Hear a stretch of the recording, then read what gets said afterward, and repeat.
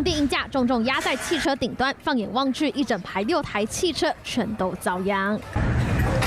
车子挡风玻璃破了一个大洞，引擎盖也被砸凹，场面触目惊心。蛮傻眼的，那是我第一次停，想说就停在停车格，我带着小孩还好，人没有在车上。我嘛唔知，电车过我有讲车鹰架跌掉。事发地点在台中南区一栋大楼建案工地，疑似进行鹰架拆除作业时，受不了强风来袭，在24号下午4点左右，鹰架突然倒塌，当场砸中停在路边的汽车，还好没有人员受伤。 裁处新台币18000至9万元的罚款，然后后续我们会要求要施工计划书，并备查之后才能申请复工。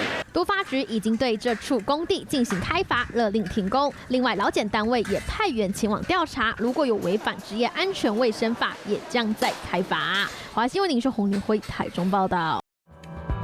Hello， 我是叶明。想要看到更多更及时的新闻内容，请订阅华视新闻的 YouTube 频道，并且按赞、开启小铃铛。